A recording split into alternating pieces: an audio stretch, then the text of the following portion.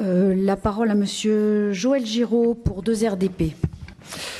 Merci Madame la Présidente, Madame la rapporteure, chers collègues. Bon, je suis très heureux de pouvoir siéger aujourd'hui parmi vous et de voir arriver à l'Assemblée ce texte qui pourrait paraître anecdotique pour certains et qui est en fait un texte important puisqu'il vient consolider un dispositif de solidarité intergénérationnelle qui est à la fois innovant et adapté aux contraintes de l'emploi saisonnier et montagnard.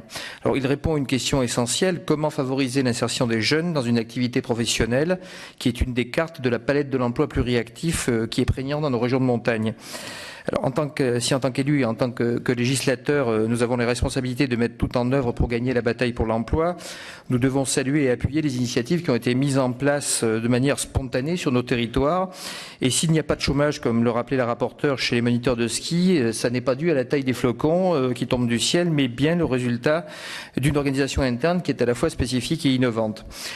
Donc depuis des années, les moniteurs de ski ont réfléchi à la manière dont les moniteurs les plus âgés pouvaient cesser progressivement leur activité. On l'a rappelé ici, ce sont des travailleurs indépendants, donc les moniteurs de ski n'ont aucune limite d'âge réglementaire. Je rappellerai que 50% des moniteurs de plus de 70 ans et que 10% des moniteurs de plus de 80 ans sont toujours en activité, ce qui est la preuve d'une belle santé quand on fait du ski.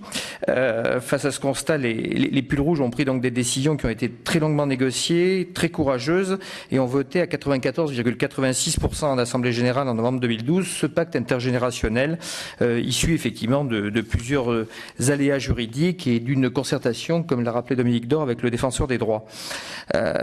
Favoriser l'insertion des jeunes, mieux accompagner la cessation d'activité des moniteurs qui ont atteint l'âge de la retraite.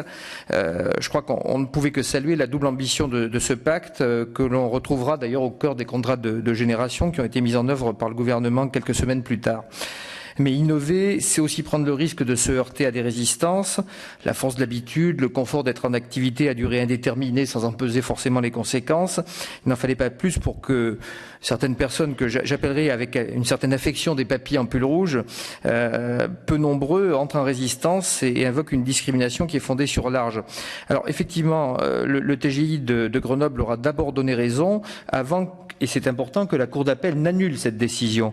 Notre travail législatif est donc intervenu à l'issue de l'annulation par la Cour d'appel de cette décision. Je le rappelle, l'intégration des jeunes moniteurs diplômés au sein des ESF est un objectif légitime à rappeler la Cour d'appel. L'équilibre du texte a été ainsi souligné. Les moniteurs dits anciens peuvent valider à minima 2 trimestres d'assurance vieillesse au titre de chaque saison. De surcroît, les plus âgés ont la liberté d'exercer en dehors des ESF avec leur propre clientèle.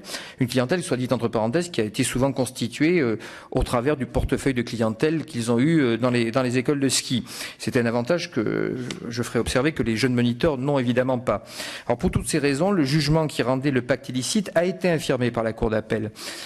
L'objet du pacte intergénérationnel que cette proposition de loi veut consolider est donc d'accompagner le début et la fin de carrière des moniteurs. Nous savons tous que ce sont des moments clés et que derrière ces mesures, c'est le renouvellement des générations qui est en jeu et la pérennisation d'un métier qui renforce l'attractivité des territoires avec du relief. Les moniteurs de ski, comme d'ailleurs les guides de haute montagne, les accompagnateurs, les moniteurs de kayak ou d'escalade, sont vraiment des acteurs indissociables de nos massifs. Sans eux, pas d'apprentissage, pas de découverte. Ils permettent à tous de lier des liens très forts avec la montagne, qu'elle soit enneigée ou qu'elle soit estivale.